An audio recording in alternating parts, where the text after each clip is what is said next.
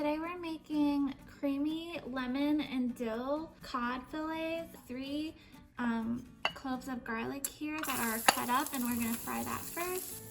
A half cup of heavy cream, about a tablespoon of lemon juice, the zest from 1 lemon, half a teaspoon of salt, half a teaspoon of pepper, and a teaspoon of dried dill. I have about 6 fillets. They are currently frozen. We're gonna pop those in the oven at 450.